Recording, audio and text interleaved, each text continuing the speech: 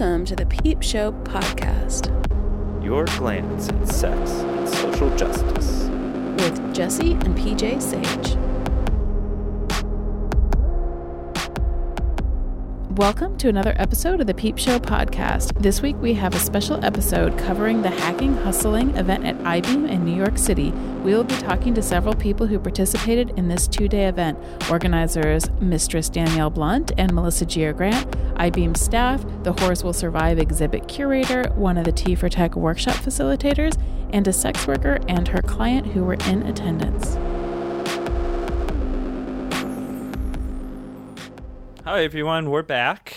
It is nice to be back. We had such a good weekend. We were up in New York City and we went to the Slut Walk that we talked about on last week's episode. And this week we're going to talk all about the Hacking Hustling conference that we got to go to. Which is what we did with the rest of our time while we were there. It was busy in New York. It was busy, but it was so neat. We got to meet so many incredible people that we follow on Twitter, but actually came to life and were walking around outside of our computer screens. Yeah, it was really awesome. I was super stoked. I kept kind of geeking out and I was like, oh my God, look at it. I know, it's really strange. It's really strange to have this community that feels really tight-knit because we are part of each other's daily lives, but we never see each other outside of Twitter or outside of Instagram or whatever social media we're on. And it's so fun to see everybody animated. Yeah, for sure. And I super admire a lot of the people that were there. So yeah, it was definitely cool. Yeah, and we got to stay with Mistress Blunt, who hosted us, and the whole thing was just really amazing. Before we go any further, I suppose we ought to talk about what the purpose of the Hacking Hustling event was. Mm-hmm.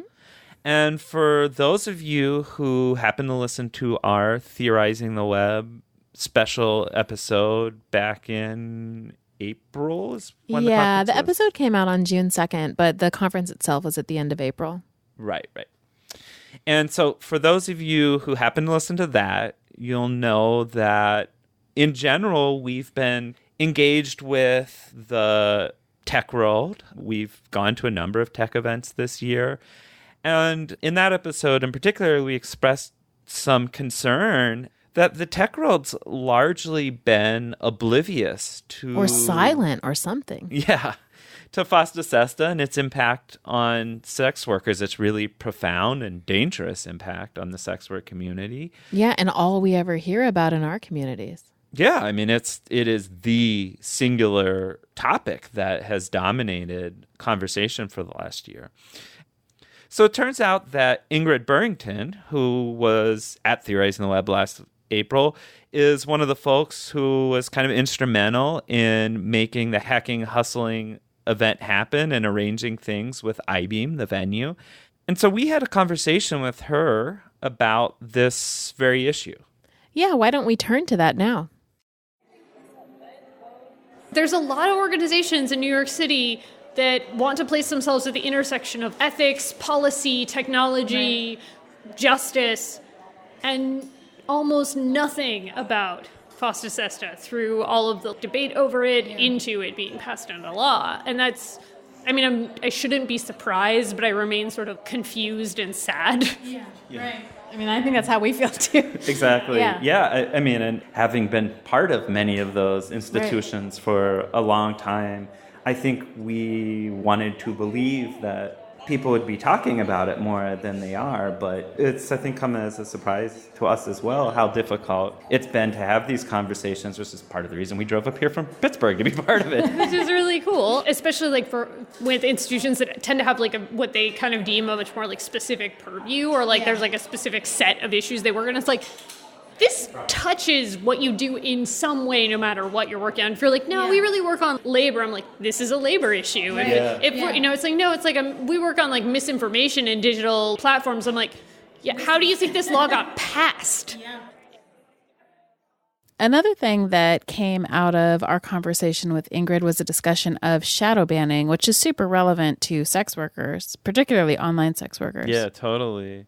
It's one of those things that, FOSTA SESTA has just been really top of mind for so many people in the industry. Well, yeah, if you're disappearing off social media, it's really difficult to maintain your sales and bookings.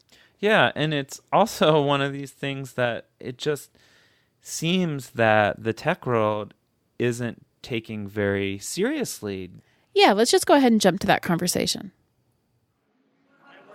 It's been really interesting talking with Blunt and Melissa about shadow banning as a thing and like the uneasy feeling of we can't prove what this is and the companies aren't saying whether they're doing it or not.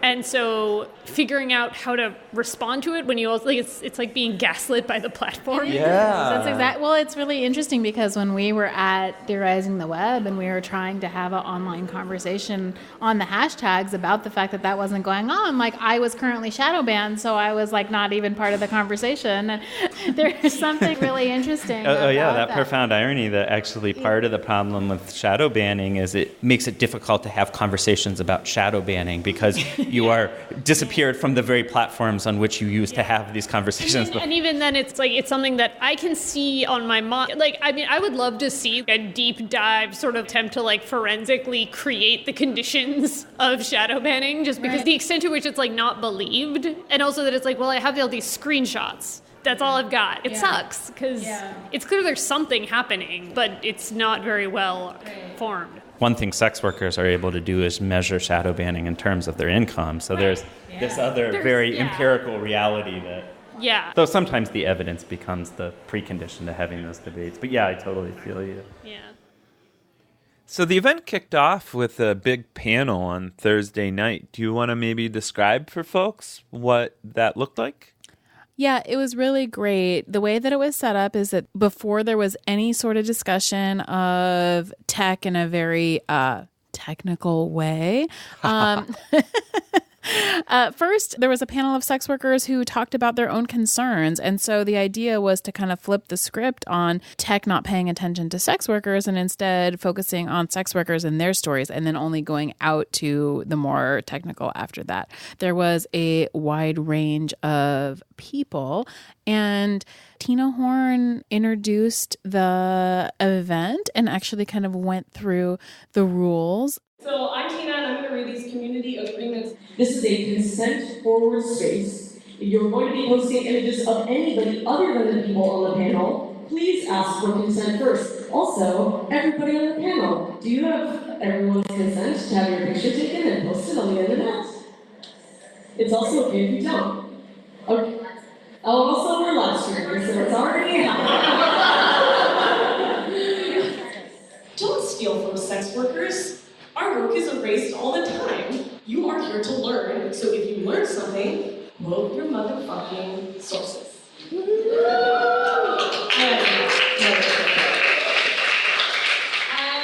now, without further ado, I would like to introduce Melissa Gira Grant and Danielle Blunt. Melissa Gira Grant and Mistress Blunt talked about their own sort of motivations for doing the conference and the process that led up to that. Sex workers are the people that are most impacted by the themes in this series, and one of the communities most impacted by poorly designed technology and legislation, and yet we're always left out of the conversation. The odds would not have been so stacked against sex workers in Congress if the larger tech community, particularly the digital rights community, were more on sex workers' side. One of the most fun things was that Mistress Blunt paid all of the panelists in cash.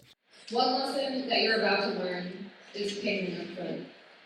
You shouldn't have to wait a few weeks for payment for writing a piece or say participating in the panel. So in the spirit of the event, I will be passing out payment for y'all in cash up front.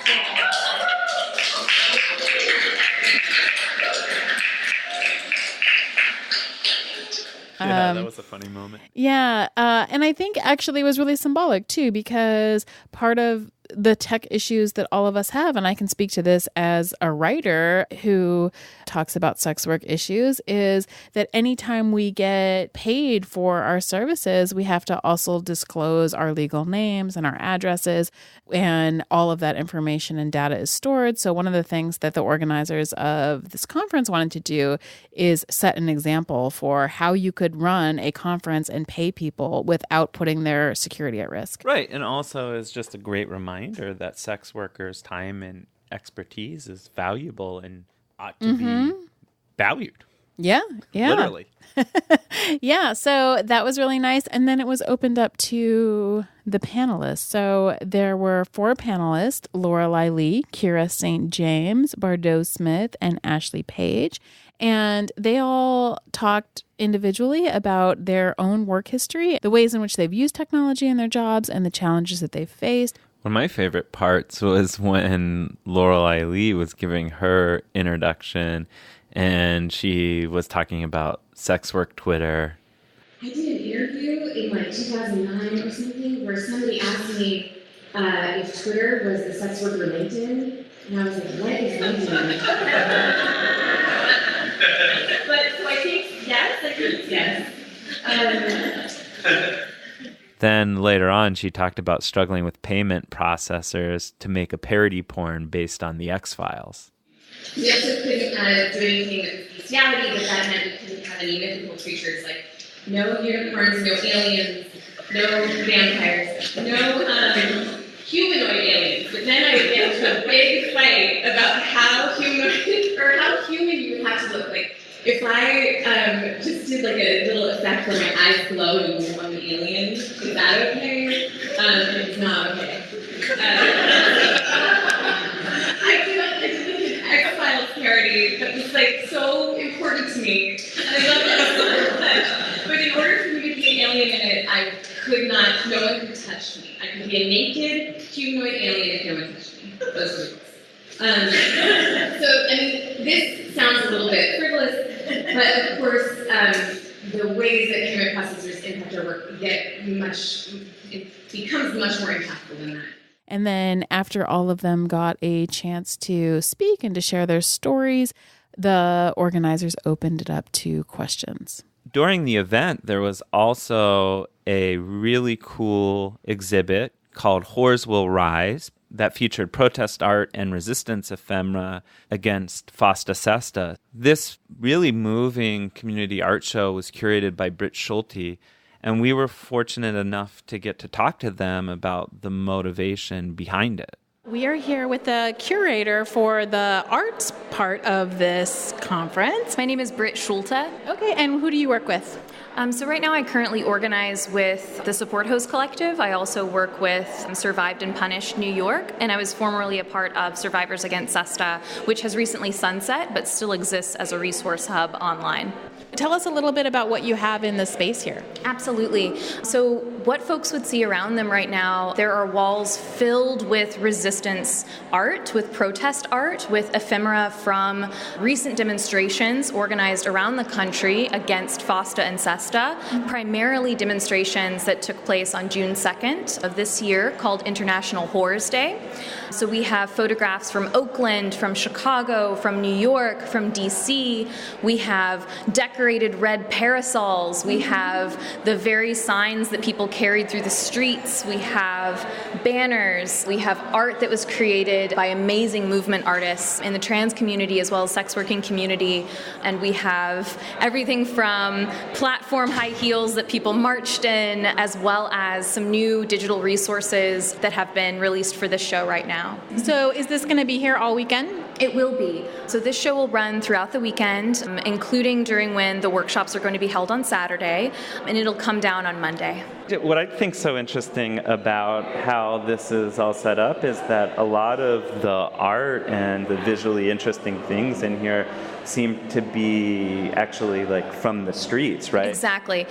So I'm an art historian by trade. I just happen to also be a sex working person. And I'm really interested in curating community-based spaces and raising objects from our demonstrations, right, from our resistance movements, from our meetings, from the speeches that people give at the rallies, those things to me are art objects. Yeah. They are cultural objects. They are objects that are worthy of being put on the walls, worthy of being noticed and valued, of being appraised, and of being devoured, right, by viewers. And so I am very invested in cultivating spaces that center my fellow community members, specifically signs up here that point to Black sex workers mattering, signs here for my comrades who are incarcerated, like Alicia Walker, and like on this parasol it says Free Gigi, that's for Gigi Thomas.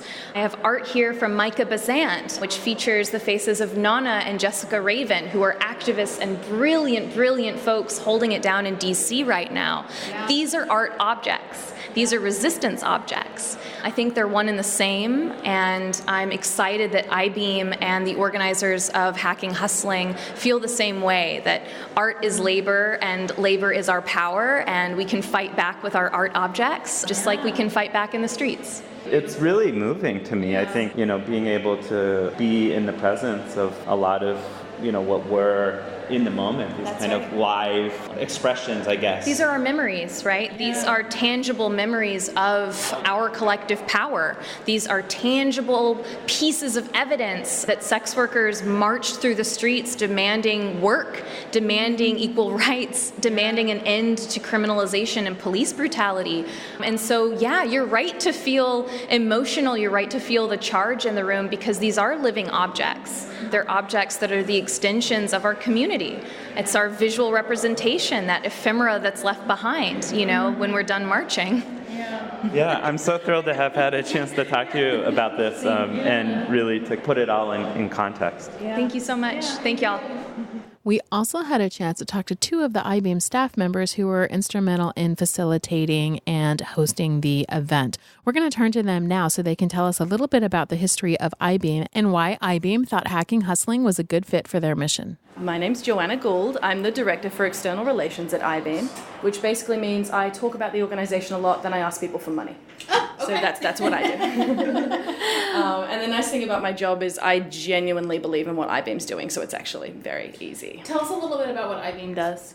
So Eyebeam is primarily an organization that focuses on artists who are working for a more just future through arts and technology. So how can we look at the way that things like AI, for instance, are working right now and the biases inherent in that, and how can we build new tools around technology to make that better? Mm-hmm. And that's why the event that we had tonight was such a perfect fit for us. Broken technology, and how can we work to some way to fix that or look at that differently? You said, hey, how about SESTA FOSTA? And we're like, please, yes, let's do something about it. Yeah. And we said, what if we could think up a way where we could have an event at night and then workshops where we think about tangible ways to make new sort of technological advances or changes to make other options, safer options. So, right. Have you done events with sex workers before? I've been with Eyebeam 2 years, not in my time, but I wouldn't be surprised. Eyebeam's going for 20 years. Oh, wow. Yeah, so, and it started in a warehouse in Chelsea, and was big in this sort of New York Fashion Week scene, and all these huge raves I know used to happen there. So I would not be surprised at all. Yeah.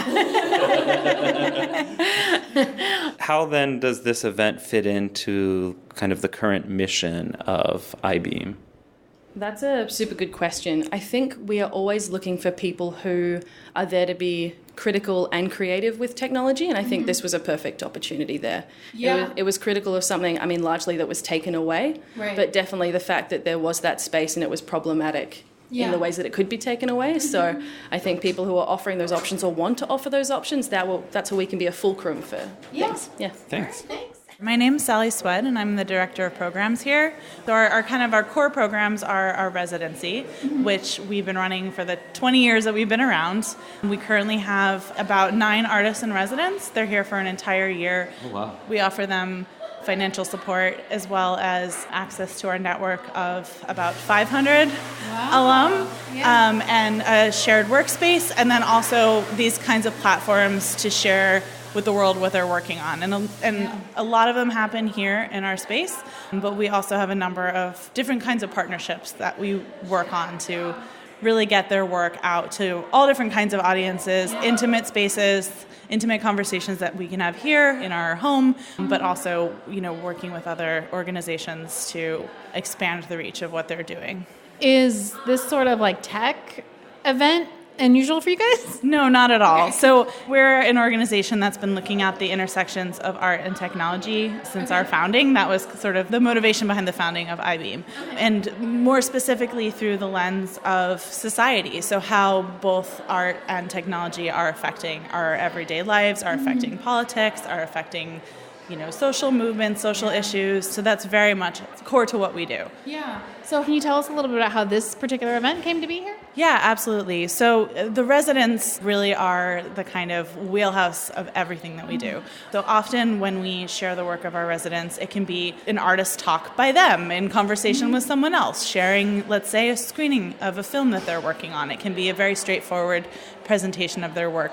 But we often find, they're here for a full year. Yeah. So they all have different interests and other types of things that they're working on. Yeah. Maybe they're teaching classes. Maybe they're involved with some kind of organizing. We have one resident, for example, that's working with a poetry workshop for formerly incarcerated people. So we've done some public programming with that group that was, organized by him and inspired by his engagement with them. Yeah. So kind of similarly, our current resident, Ingrid Burrington, had organized a panel at Data and Society a few months back with Melissa and Danielle. And, she came to us, following that event and realizing that there was a need for this conversation to be unpacked a bit, to perhaps not just be one element of a conference, but to have a whole event sort of dedicated to that. To not only have like a deeper, richer dialogue that we could really kind of spend a whole evening on, but also, quite significantly to think about ways in which the resources that are in the Eyebeam community, which, pointing back to that 500 alum that we have, like so many of them have and not just alum that have gone through the program, but people that have led events and workshops here in the past, and what can those resources offer in the face of this legislation? So what are the ways in which some of these innovative technologies can be used to increase security and to create new platforms in the wake of SESTA? So that was kind of the impulse behind bringing this, both the connection through Ingrid and then also really thinking of Eyebeam's responsibility as a space that is really kind of critically looking at the effects of technology on society today. I thought it was really interesting, too, how you broke it into two sub-events, and you have like the panel tonight, which really featured a lot of sex workers talking about their experiences, and then I take it that the workshops are going to be more oriented to trying to actually think of solutions to some of these problems that have emerged in the wake of FOSTA SESTA. Yeah, that's right. So I think that the workshops will be an even more intimate space.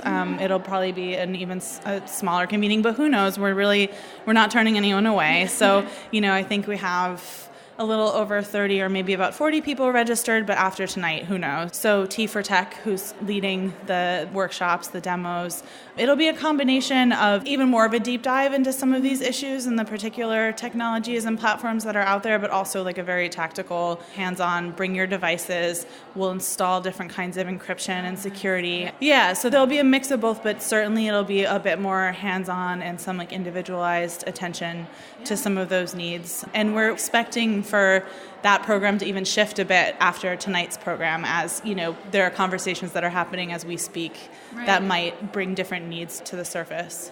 It's not a way that we typically work. Normally, if the fact that we have a full day workshop in 2 days, typically we would have sort of every detail worked out. An agenda. And we have like we have a general sense of what's going to happen. But it's really, I think personally, it's really exciting as an arts organizer to work with activists and community organizers, because, there are differences to how you work in an institution. And I think it's super exciting to be at a space like Eyebeam that can be nimble and respond to that, even if sometimes it's it kind of is it kind of turns things upside down for us a bit, but that's one of the things that I love about this job. So on Saturday I was able to sit in at one of the T for Tech workshops facilitated by Sophie Searcy, and we followed up with her afterwards and recorded this interview. We are here with Sophie Searcy, who works for T for Tech. Sophie's a senior data scientist at Metis, where she is a bootcamp instructor and leads curriculum development. Sophie works in deep learning and data science ethics. Through T for Tech, Sophie helps provide free trans-centered classes in programming and data science. Her writing has appeared in Them and Information Week. So welcome, Sophie. Thanks for joining us. Thank you for having me. Tell us a little bit about what T for Tech does and how you got involved in that. T for Tech is an organization started by a really good friend of mine, Daly. So she is a web developer, and she can tell her story a little bit better than me. But it seemed like she's had a desire to sort of like give back to her community. I assume that she's like me and knows several trans folks, and has seen this night and day incredible divide between the trans people who have financial independence and sort of like a home over your head and a reliable like tech job is the sort of big escape route I think that a lot of people see. And then anybody who doesn't have that, it's just two different worlds. And I think we both have this goal of doing like whatever we can to help bridge that divide. And so there's small things. It's like just like tech. Some of it's like training and skills. Some of it's like resume building workshops or just like how to get a job. And then some of it is like what we did with Eyebeam at this hacking and hustling event, which is less about like getting queers jobs and more about making sure that the people who have this technology aren't just the ones trying to limit you or police you. And so we're sort of like broadening our scope in that sense. Yeah, I think that's amazing. I have a question about the tech industry. Do you feel like the tech industry then is a place that is a good place for trans people to work? Yeah, I think it can be. You know, it's not for everybody. I think like there are just like some jobs that I could not do. Like just me personally, I just like don't have the constitution for them. And I'm sure it's true of everyone. And so I don't think I would like advise anybody to just like grit your teeth and try to learn to code, even if it makes you miserable. Right. I appreciate that because you actually do hear a lot of that. Like everybody should code. I think everybody should understand the basics of like how to read. And I think maybe coding is similar, that like there might be like a couple things that like are good for everybody to learn, but that's not, you shouldn't necessarily be building web apps like in your free time, like for everybody. I don't think I have a constitution for that. So I appreciate that. Oh, I get it. Yeah, I'm glad that there are folks like you doing a podcast. Well, thank you. Well, at least there's someone out there. Yeah.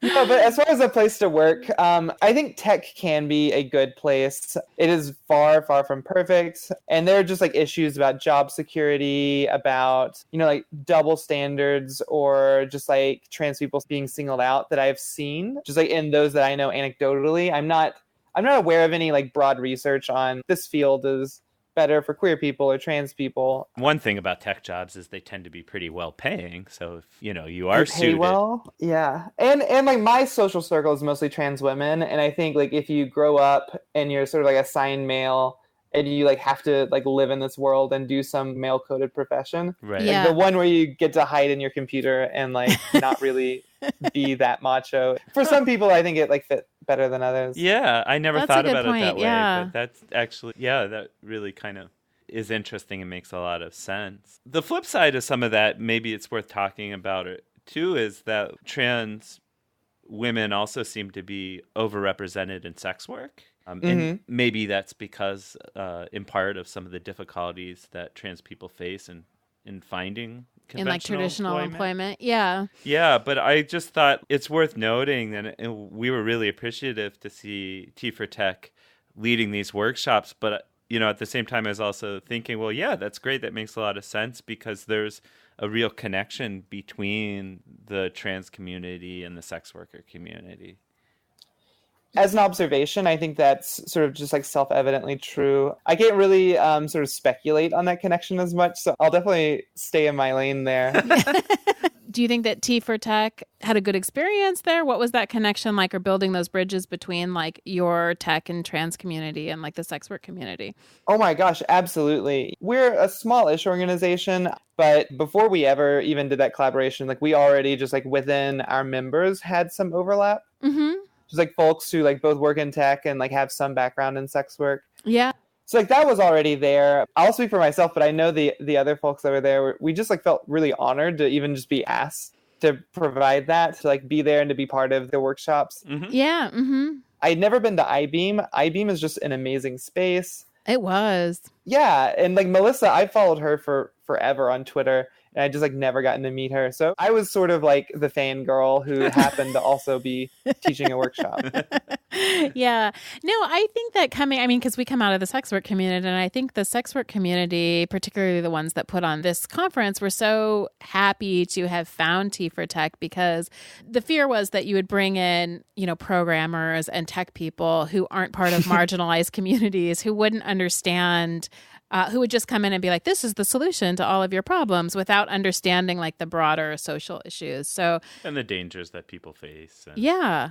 And honestly, never once did I feel like any of the Tea for Tech folks talked down to any of us, which I thought was really great. That's awesome. Yeah, and I think that comes from just as an organization in the name, we're like front and center, we're centering trans people. Yeah. But I'll give Daily credit. She's especially been the one that has, I think, put the most energy into making sure it's just generally really inclusive of any marginalized group. Mm-hmm. Yeah. And sex work, just because of the people that, like we include in our organization and we teach to, has been like at the top of our priorities of just like making sure everyone feels safe and like they belong. Yeah, I really appreciate that. I also think that it's great for a tech company or an organization to realize that sex workers are at the center of these tech issues, especially post FOSTA, SESTA. Absolutely. And I think that's like one of the fears that I would like to address, is that I think if people in the tech community just like take our hands off the reins, then all of this technology will just be used to like further marginalize and control sex workers specifically, but several marginalized groups. Yeah. Right. And I feel like that's our mission, is to make sure that isn't happening. Are there any upsides to Tor and VPN for sex workers? Yeah, so that's a really, really good question. And the answer is yes. And I think there's a qualification there, in that the main sort of effect of FOSTA and SESTA is from the web providers of these, or the web app providers, the hosts, policing their users directly. Mm-hmm. But I'm sure of the workaround is, for instance, to have a less permanent like Twitter account or Grindr account or whatever you use to actually maybe like interact with clients or anything like that. Kind of like burner accounts, like a burner phone or something. Exactly. So in that case, you're getting into a situation, if you've ever torrented, you may have gotten an email, a really spooky email from your internet service provider. Oh, I where, have. And physical letters.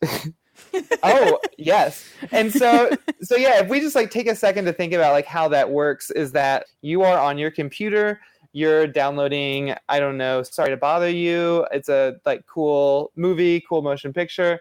And then the studio that owns that is saying like, I caught this girl, she's torrenting.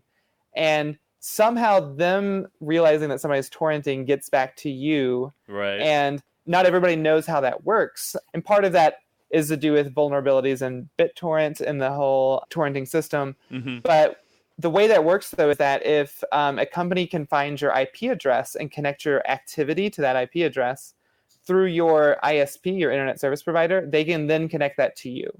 Yeah, like your actual physical location. Yes. Mm-hmm. And so this is, I am not personally aware of this happening legally with any sex workers. I'm also not a lawyer, and like it's something that is very conceivable that could happen at any point. And yeah, so the risk there is that even if you have a way of disconnecting your account, any web service that you use from your personal identity, so your phone number's not there, or you're using a burner phone and your address isn't in there. If you're at home on your Wi-Fi or on your cell phone using your data, you can still have that traced to you, T-Mobile or like whoever your cell phone provider is, or Time Warner, whoever your internet provider is. Right. And that's where VPNs and Tor come in. Yeah. And so the big difference between the two is that VPNs, you trust a service to like hide all of your network traffic. Right. So there's a bunch of them like NordVPN or ExpressVPN. And so there's some company there that is promising, I'm not tracking your data. And, some of them have been sort of more reputable than others. And so in the workshop, I don't want to be the one that decides like who you trust. Right. And so I sort of just gave people links and said, You can sort of make your own decision about like what's best for you. But there's like magazine articles and stuff on like reviewing different VPNs. And then Tor, the sort of beauty of it is it doesn't require that kind of trust. And so it's just like a VPN, except it has like several layers of this, and it's just passed randomly through this Tor network. And so you actually don't know who's going to be encrypting your traffic, and the people encrypting it don't know who they're encrypting. And with enough layers of that, even if there are bad players in the middle, there are enough of the folks encrypting your traffic aren't. But yeah, so that's the gist of the two, is that the VPN, it's typically faster. So if you're, for instance, streaming, camming, or something like that, you're just not going to be able to do that through Tor because it's quite slow. And there's like a community thing there too, right? Like if everyone did that, then it wouldn't just like break Tor. Yeah, well, I don't think everyone could do that though. Yeah, you're right. I think the community is already abusing that to the extent that like you can get text-based websites, but you're not going to stream. But yeah, no, you're exactly right. And for Tor, it's mostly like anything like messaging, anything that you can sort of wait a couple seconds for your web page to load. Tor works really well for. So we talked a lot about masking our information from like governments and from companies. But what about clients? Because I think that's a concern of a lot of sex workers. Is there ways in which Tor or VPN might be useful in masking a person's identity from a client or a stalker, or, you know, do they have any sort of useful function that we should think about? To be clear, so Tor and then VPNs, they can hide your IP address, which is the thing that the movie studios use to like send you letters in the mail about torrenting. And then it can help conceal your data that you're transferring. But for anything that you're actually, so like if you're using a messaging app, for instance, your messages necessarily, in order to be read, have to be decrypted, for instance. Right. So it's really just encrypting them in transit. So yeah, hiding information from clients, or just like making sure the information you give to clients is not traceable back to you. That's more along the lines of this like sort of like social engineering. So Daily had a locking down social media and doxing self-defense. And I think both of those are a little bit more related there. Yeah. But yeah, the sort of like the tech, my other friend who taught at Hack Hustle talked about Signal, or just like encryption messaging apps. And those are similar to VPNs here in that they can sort of keep your data safe in transit, but like once your data gets there, it like has to get decrypted or they're not going to be able to read your message. Right. Yeah. Yeah, that makes a lot of sense. I guess what I was wondering is, and we do have a lot of tech-savvy clients, is it possible that clients can get a hold of your IP address and find your location that way, the same way the ISPs do, or is that a less likely fear? Typically, no. There are a very select few ways that could possibly happen. So one of the other things that I actually haven't mentioned, but I talked about a lot in the workshop, is this. You might have noticed like HTTPS at the beginning of URLs. And so yeah, that's another really important tool that just like by default hides the data that you send over. It doesn't hide your IP address, but it sort of hides those things. And so those can be important for anything local. So for instance, just spitballing, if you had an extremely tech-savvy client and you were going to their Wi-Fi network and your phone was connecting to their Wi-Fi network, you could potentially have problems with attacks on your web traffic. So if like Facebook on your phone connects and like starts doing things. And so in that case, you've got some level of protection by using HTTPS like websites if you're using anything in the browser. But otherwise, again, I think it's a little bit more of a social engineering thing of just like making sure that those apps aren't being used while you're like anywhere with clients. You can actually put in a VPN on your phone, which is quite useful.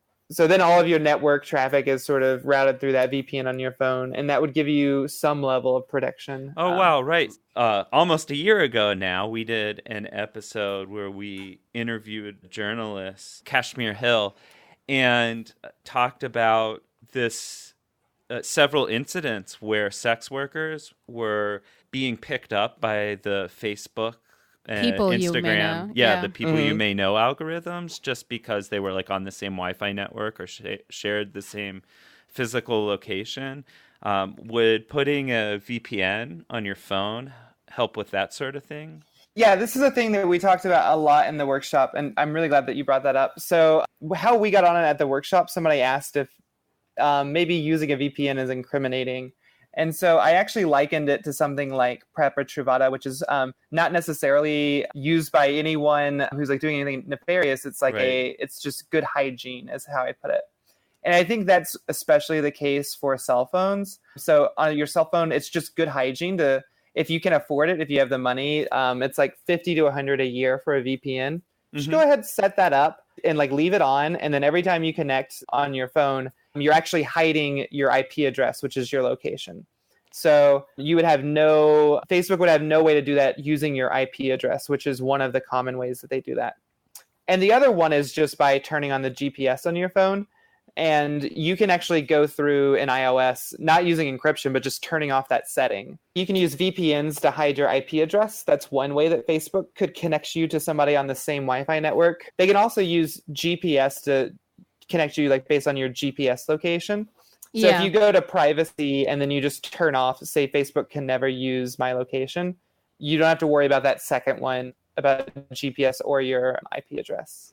Yeah, I think that's smart because I don't know why you would ever really need your location services on your Facebook. I mean, I know people used to like to check into things, but I think that's kind of over anyway. Remember Foursquare? Yeah. Yes. Yes, like the king of this gas station. Yeah, exactly.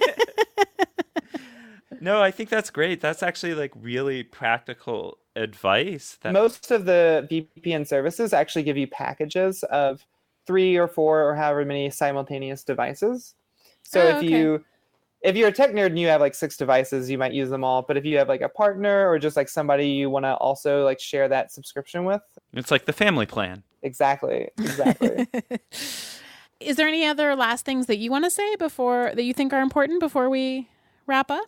I think that's everything that I had thought of, other than just like, thanks for having me on. Thanks for giving T4Tech some spotlight. I'm really proud of the work that T4Tech was doing before I started working with them. And I'm like really proud of what we're doing now. So great. Yeah. We're really grateful for the work that you are doing. Where can people find your work and your writing? So yeah, I'm at, it's soph.info.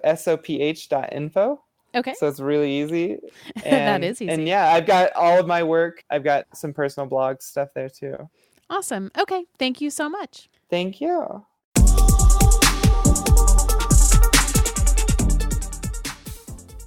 All right. So we are here with Tourma and Rick. Tourma is a sex worker and Rick is her client. And they travel together to Hacking Hustling. And we wanted to talk to them a little bit about what inspired that. So can you tell us a little bit about why you all came out to the event? So I saw the flyer, I think on Bardot Smith's Twitter. Oh, okay. Yeah, she was one of the presenters on the first panel. Yes, she was. And I don't remember which Twitter handle she was under at that point, since she keeps getting blocked and doxxed. She had posted it, I believe, and I think I retweeted the thing saying that I wish I could go. And then Rick was like, well, why can't you go? And I let him know that I didn't have the funds to go. And he very graciously asked me if he could take me. Oh, that's so nice. Yeah. Have you two traveled together before? No, we hadn't. No. So it's kind of an adventure then. Absolutely. This was like first of hopefully more. Rick, have you ever been to any sort of sex worker events before? I have not. Being a client, I've been curious about the industry and always trying to make sure that, I'm educated so that I can make sure that I'm causing as little or no harm as possible. But I was looking for more of an education. Yeah. So actually, it looks like you saw the tweet. So does that mean that you kind of follow people on Twitter? Yeah. So I've been following Tourma for quite a while. I've been a huge fan of her art and recently just became a client. Oh, okay. Yeah, I guess I asked that because there's a lot of sex work activism that goes on Twitter. And I was wondering if you kind of had a sense of what the community looks like just from online communities? Not in detail, not as clear of a picture. I'm constantly retweeting and being very angry about the world on my Twitter. Me too. That's how I use Twitter. My Twitter is less angry than I also am a nude model and am more my own civilian self, and have in the last 8 months been blending both identities. So I think that I actually retweeted I wish I could go to this conference, not as Tourma, but as my other identity as a model. Yeah. Yeah, I mean, that in and of itself is interesting, because that was one of the things that we talked about at the event, was how people use a lot of different identities for different reasons. Some, it's about projecting different personas or different parts of yourself. And in some cases, it's just because people keep getting shut down. And in some cases, it seems like people use these different accounts as kind of a safety measure, just to have different accounts for different purposes, so that they kind of protect different parts of their lives. Yeah, totally. It's been a really hard thing, because I'm actually trying to blend all my identities together into one, because I really see my privilege in the support I'm getting from some of my family and some of my old coworkers in my civilian job and in the modeling community, to try to be a bridge to get people to think less harshly of sex work. So it's just been kind of blending the last few months. It's actually interesting. I've had the same sort of experience where when we first started doing camming, I actually used a different name and was trying to keep things fairly separate, but that was really stressful for me. And you hated it. You hated having a different... I hated it. I didn't like it at different all. Identities. And then when I finally gave that up and decided that I was just going to use my first name and present more as my own orientation to the world and how I do things, it became much easier for me, just psychically easier. Mm-hmm. And I was happier doing the work. But I think that what you said is actually really interesting, that part of the destigmatization of sex work is if you have enough privilege to be able to represent that and be a bridge figure to non-sex work communities, that's a really great thing to be able to do. Yay, I think so too. Yeah, so Rick, what was it like? I know you were there for at least the workshops. What did you think? I think it was really, really informative. So I was thoroughly impressed by the sense of community and just the various walks of life that were present. I work in the tech industry, so I was really interested to see how that interaction happened. And then I know that the forefront of any technological embracement is generally sex work, pornography, what have you. Mm-hmm. So seeing how the forerunners of the technological landscape suddenly get abandoned by the technological landscape and it kind of gets gentrified, it's interesting to me. Yeah, that's a really interesting way of framing it, gentrification. And sometimes I think about that, how all of this FOSTA SESTA crackdown is kind of how sex workers were pushed into red light districts, and then the red light districts themselves were torn down, so sex workers had nowhere to go. Sometimes I wonder if the internet is following a similar path over time. Mm-hmm. Exactly. I mean, when you talk about the classifieds in the newspapers and Backpage and so on and so forth, it seems to be following that model. I love that you actually work in the tech industry, because one of the things that sex workers have been arguing, and one of the things that spurred on this conference, is that the tech community wasn't paying attention to this huge piece of internet legislation that was impacting the lives of so many sex workers. And I was wondering if in your professional life that seems to be true to you. Were people talking about this? Very little. So there's various pieces of legislation around net neutrality and stuff, but that's what's generally people generally the net's under trouble. But when it starts focusing on certain groups, it just seems to be nobody cares, and that kind of bothers me. Yeah, that's unfortunate. It certainly bothers us too, and I think that was a huge part of the motivation for why Mistress Blunt and Melissa Gira Grant organized this in the first place, because I think a number of us who do have a foot in tech communities have been going to events and realizing that these kind of pieces of legislation that are having such a profound impact on sex workers' lives, and also some other, I guess you might say, sexual minorities, just weren't seeming to even kind of ping on the radar of a lot of tech researchers or workers.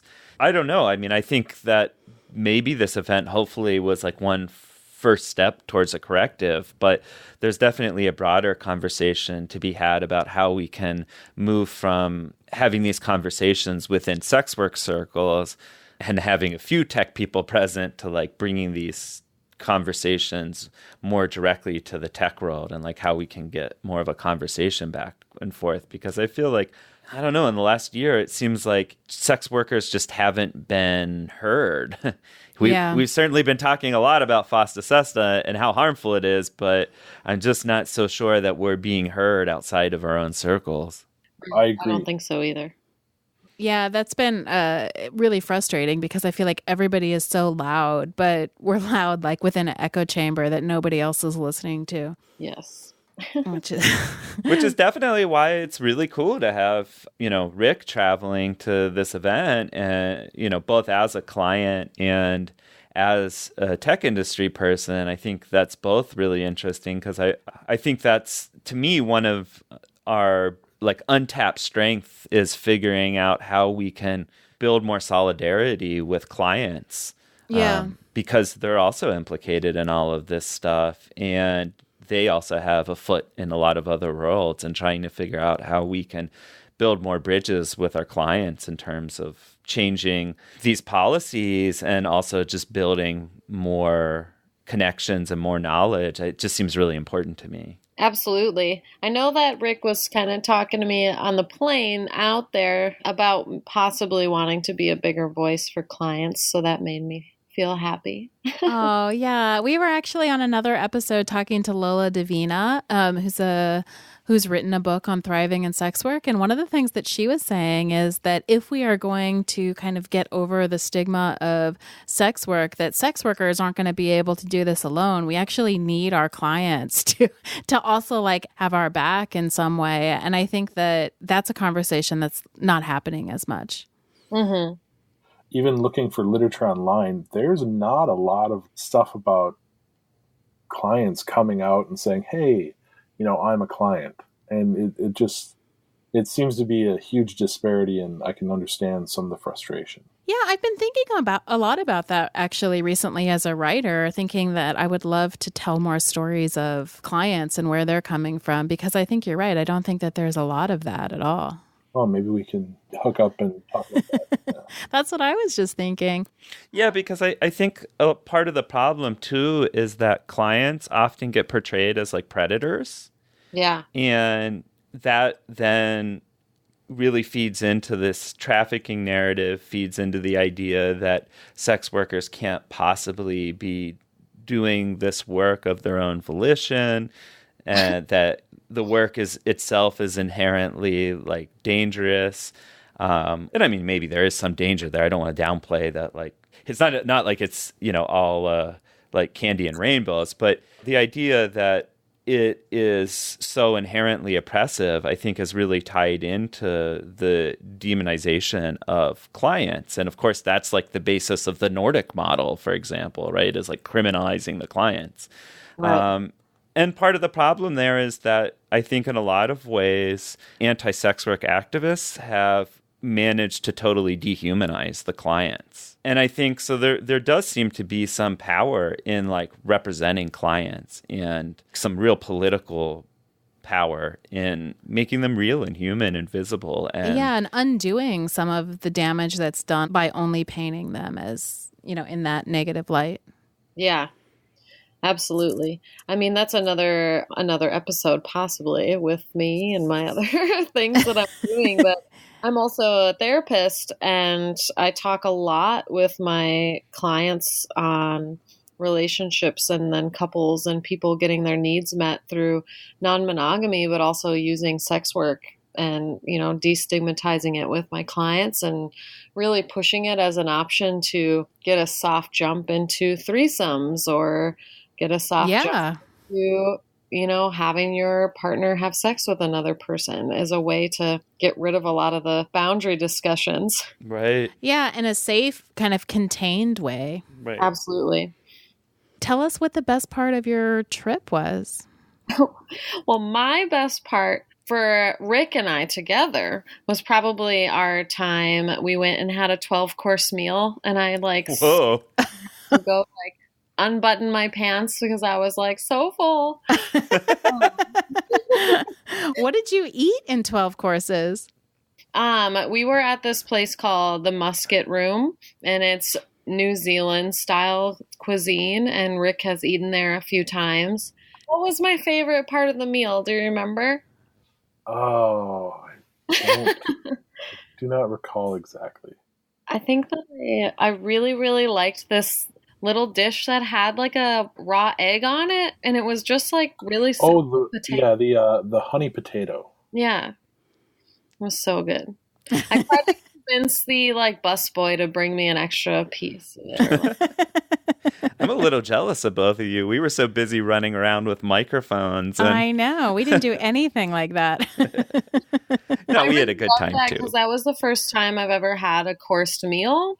And, jumping into sex work is pretty new for me. It's full, full service. And then definitely, as we already stated, traveling.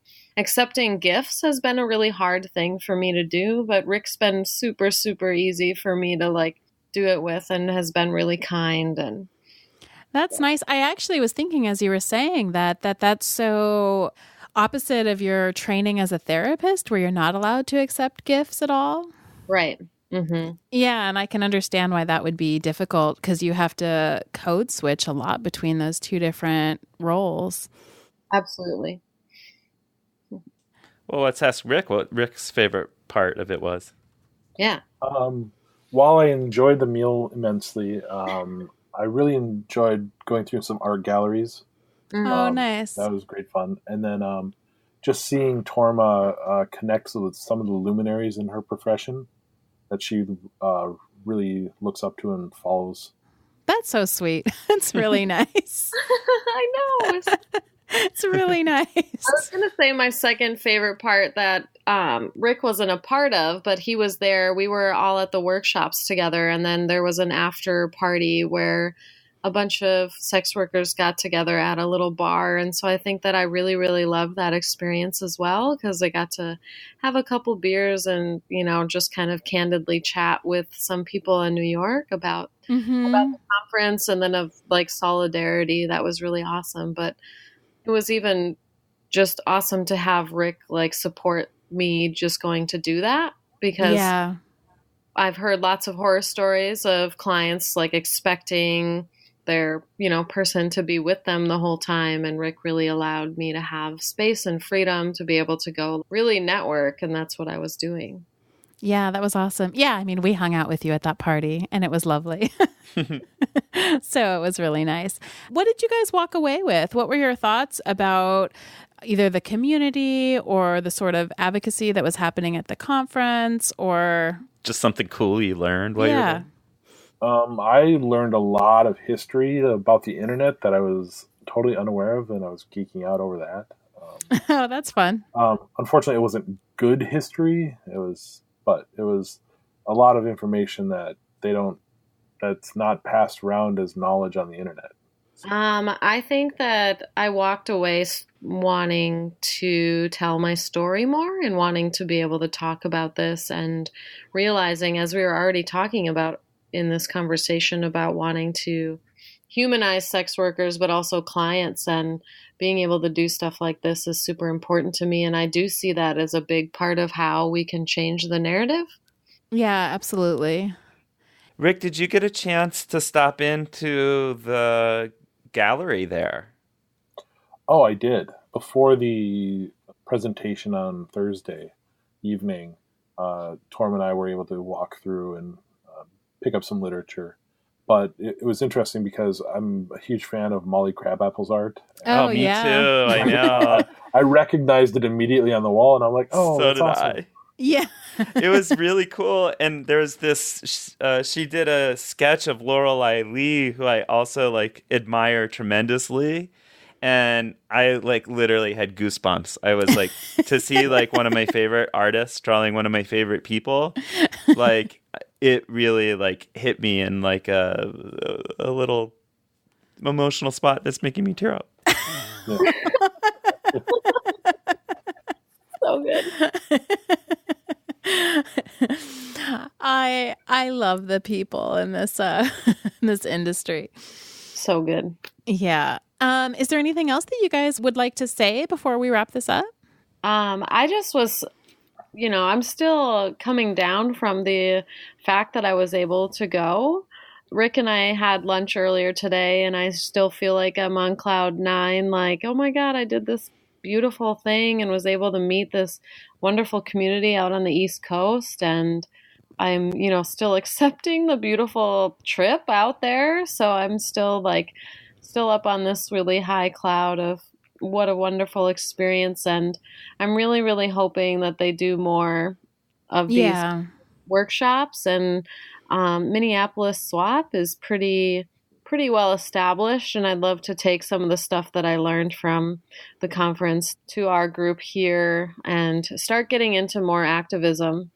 Yeah, that's great. We should also talk about, we do SWAP Pittsburgh here, and maybe we could do some sort of collaborative stuff between these cities as well. Yeah, got to bring it to the Rust Belt. Absolutely, yes. I appreciate the work the community is doing, and I think it's important, not just as a client, but just that voices that aren't being heard need to be amplified. Yeah, great. Thank you so much. Thanks for joining us today. Thank you for having me. Yeah, we really appreciate it. I love you. You too. It was so lovely to meet you at the conference. Yes.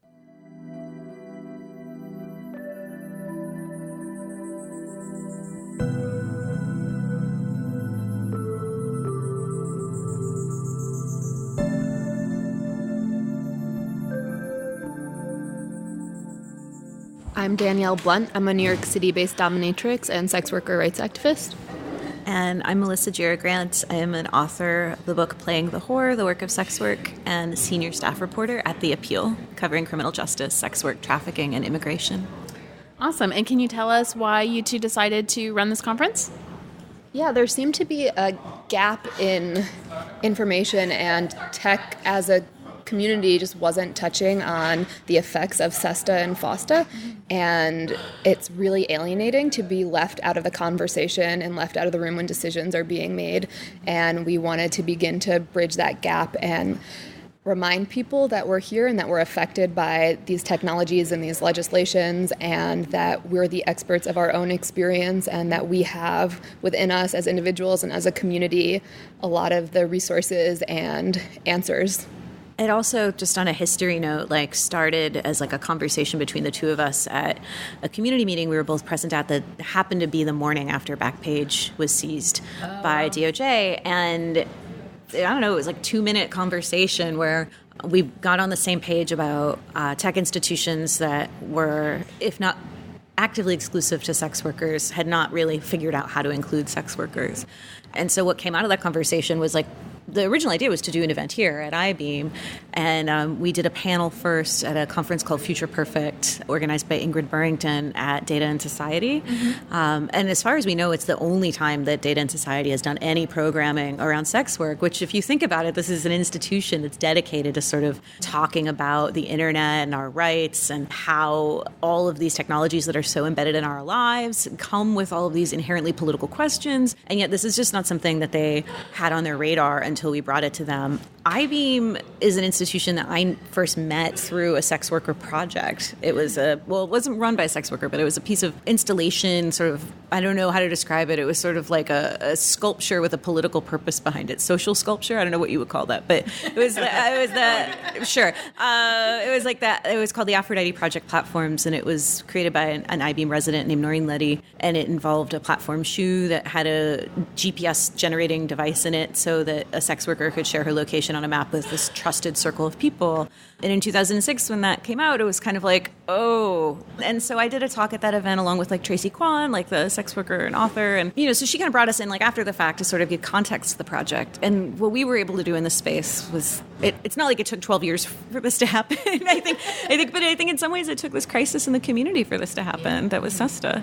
And when we were speaking at Data and Society, I think it was just around right after FOSTA and SESTA was signed into law, like maybe a month after. Yeah. We asked for a raise of hands of how many people knew what FOSTA SESTA were, and we're in a room full of people working at the intersection of tech and social justice, and maybe a quarter of them knew after it was already law. That was our experience as well, and I mean, we covered this a bit post the Theorizing the Web conference, but honestly, we were just taken aback. I feel like we walked away, from a couple experiences with the tech world feeling like we were kind of naive in thinking that the tech world was as attuned to this as we were, just because we, I think... It's a tech problem. Right, but I mean, we've just been living... This has so come to dominate our conversations and fears for our own safety and just our lives, that to realize that there are people, who focus on tech but who aren't even aware of the law was just shocking to us, quite frankly. So we had very similar experiences. I was just reading a book on the hidden labor of content moderation by, I think, I'm going to butcher the name. Tarleton Gillespie, I think. Okay. And first of all, I found it problematic in a few ways, but it has one of the most thorough explanations of CDA 230 that I've read. And I went and did a Twitter search to see what his thoughts were on FOSTA and SESTA, and it was just utter silence. Yeah. And throughout the whole book, he's referring to content that you're trying to avoid as porn and violence, and he's listing them simultaneously over and over again throughout the book, even on the dust jacket. I feel like I took for granted, maybe in a similar way to the Theorizing the Web experiences that you both described, of how prepared tech was to have this conversation. I think we're just in a moment where there's so many different spheres of tech, right? And the way that I came into, kind of an internet community in the late 90s, early 2000s, there were sex workers in that community. It wasn't a secret, right? If you were hanging out on Usenet, if you were on LiveJournal, kind of the pre-social media days of the internet, it wasn't like there was this red light district with everybody over there doing the sex thing, right? And I don't know, I think because sex work and porn in particular has this outsized reputation as a tech innovator or driving technology, or internet nerds are supposed to be more chill about the porn that they use, or some, I don't know, Rule 43. I'm just throwing shit out there. It's just sort of the internet is for porn sort of discourse, right? And yet when it comes to the actual human beings behind that, I feel like my fear is that this whole CDA 230 conversation, not just with SESTA FOSTA, but also with, Russian meddling in the election and Facebook and Cambridge Analytica, Nazis, we're going to move to this conversation of these businesses have gone too far and we have to curb their power, but they have already been coming after sex workers. It's only this weekend that Alex Jones and InfoWars had their PayPal account suspended. Right. And my response to that is just so you're finally treating him like you've been treating sex workers forever. Yeah. What are your reflections on how the event went? I think it was amazing. Eyebeam was so supportive, and having their infrastructure in place to put on the conference took a lot of the labor out of our hands, so we could just sort of focus on having the conversations that we wanted to have and facilitating that. I think it was a very quietly radical thing that happened, of just sort of opening up this institution and the resources it has, and maybe even resources it takes for granted to this community. I mean, one of the early conversations we had is if we did a sort of know your rights digital defense workshop for sex workers in a sex worker space, our fears of surveillance were so much higher. But to do it in a space like this, could cops be here? Could cops be listening? Oh, of course. But it just, institutional credibility and acceptance matters a lot right now, right? The way you put it is it just shows that this is a thing that should be talked about. I completely agree. And I mean, kind of taking that further, and I don't know what your internal conversations were, but I know organizing SWAP and other things, we have real fears in the wake of FOSTA SESTA that any safety information that we disseminate is going to be portrayed as facilitating prostitution in a way that would get us labeled as criminal sex traffickers. And I think that is one of the really important things that institutions can do, because the cops aren't going to come after Eyebeam, as a trafficking organization. I don't think so anyways. They're far more likely to come after a swap chapter or something than they are to come after an art gallery. And so I think that there's real power in that institutional legitimacy, but also maybe in terms of putting it on the radar for other, tech organizations and saying, hey, like, we're talking about this. Why aren't you talking about this? That's like kind of implicit in just in its existence. Like representational. Yeah. It feels like just sex workers on Twitter just like screaming into the void. Like, why aren't the people with power talking about this thing? And it's just totally infuriating. And like the whole process of partnering with Eyebeam has been really cathartic for me. And just watching this event come to fruition has been really healing. There's something really important about knowledge leading to the feeling of safety, and just having like little bits of learning more about these processes that are so obfuscated and like so opaque. Yeah. That makes you feel safe. And I think that's a form of harm reduction in and of itself, just having that. And having all these people who have all of this power not having those conversations is really painful. And with sex workers being the communities that are often most impacted by these bad designs, we think like creating a platform that's safe for sex workers is probably creating a platform that's safe for just about anyone to use. Yeah. And we want to get that idea into people's heads for the people who have the power to make those decisions and the people who have the power and the skills to design that technology, to keep that in mind when they're doing so. Yeah. The one other thing I would add, just beyond like sort of questions of representation and institutional legitimacy, is the way that this event came together. Just the sort of mechanics were also imbued in that sort of need to have recognition and healing. So we set the agenda for this day entirely. Really, like, you were the driver for this notion of like, we have to create something where it's impossible for people to rip sex workers' knowledge off. Yeah. Where like sex workers' expertise and knowledge generation is going to be at the center of this event. That's why it starts with the panel, and then we move into the workshops. And like the workshop space also ended up being a space that also was driven by people who were close to the community. Like there were earlier iterations of this collaboration. Yeah, we had no idea that T for Tech existed when we started planning this, and then just sort of came across their work and said to them, like, do you want to essentially run the tech workshops? Because we thought we were going to have to like maybe have a heavier hand, like bring in sort of digital rights people who had no experience working in sex work communities. And here's this group that's already doing these trainings for sex workers. That was so huge to find them. And I think so important to remind people that there are people in community doing this work, and just making those connections so that we can protect each other and share skills and shift resources to the people who are most impacted by this shitty fucking law. Yeah, I actually, going back to what you were saying, I think that the way that the conference works structurally was a model for how we ought to be thinking about this anyway, right? Like starting with the experience of sex workers and assuming that sex workers are the experts in their own experiences, and then moving outward to, okay, what can tech do instead of tech coming in and saying... Eyebeam really listened to us and like really took our concerns seriously. And it felt great to be supported in that capacity.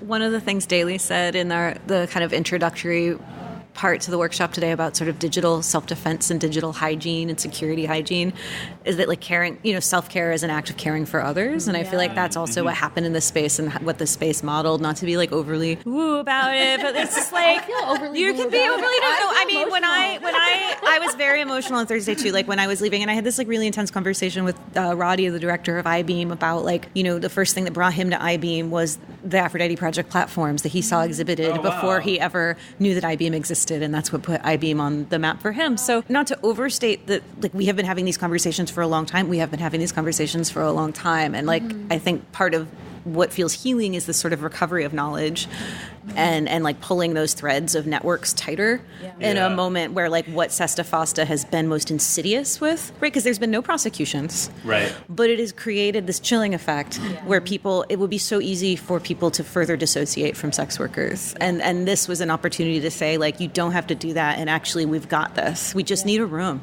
We just need a room and some food and keep your lights on, pay people, give us your resources. Giving people cash on stage. That was beautiful. That was all you. Was such a beautiful experience.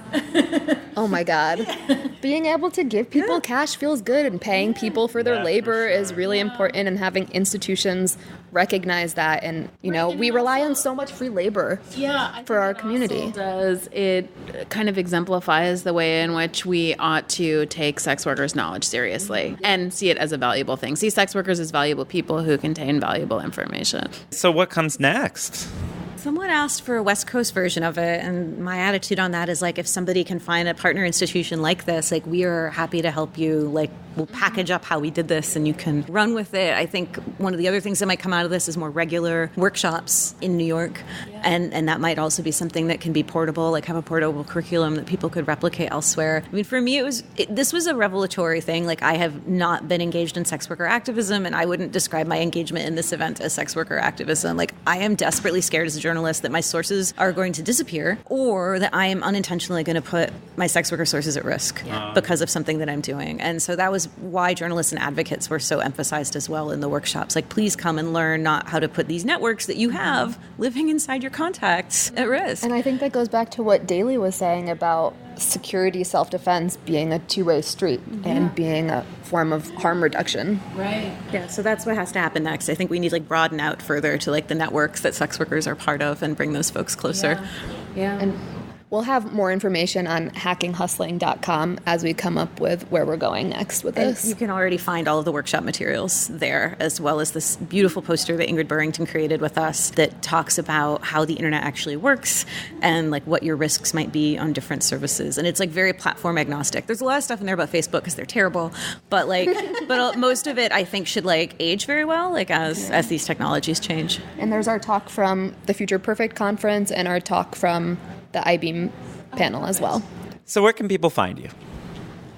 Individually, we're on Twitter a lot. I'm at Melissa Gira on Twitter, and you have multiple Twitters. Which one? Which one? Help me. Well, I'm learning how to keep them separate right there. I'm at Mistress Blunt, and my website is mistressblunt.com. Oh, yeah, I have a website too, because I'm old, melissaGiragrant.com, and then all of the materials. Is that an old person thing to do? To have a website. Website too. Yeah, I don't know. I'm embarrassed for all these journalists who are using Squarespace. I'm just dude, that stuff is not secure. It's just going to go up in a puff of smoke. My website is hosted on Laughing Szwed. That is what makes me an old person. But anyway, and I'm sub-hosting Hacking and Hustling. So what's the website? Oh, it's called Hacking. What, you don't want the IP address? It's called Write these numbers down. Yes. It's hackinghustling.com. And what's yours?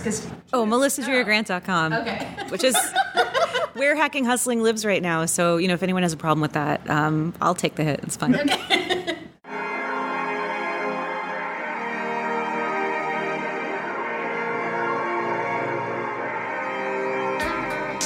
Thank you for joining us for yet another episode of the Peep Show podcast. I'm PJ Sage, and you can find me on Twitter at PeachSage. And I'm Jessie Sage, and you can find me on Twitter at sapiotextual or at jessiesage.com. We would like to remind you that we have a Patreon account and would appreciate your support. Please visit patreon.com/peepshowpodcast. Our music is courtesy of Joe Kennedy. The show was produced by Jessie and PJ Sage. Signing off. Have a great week.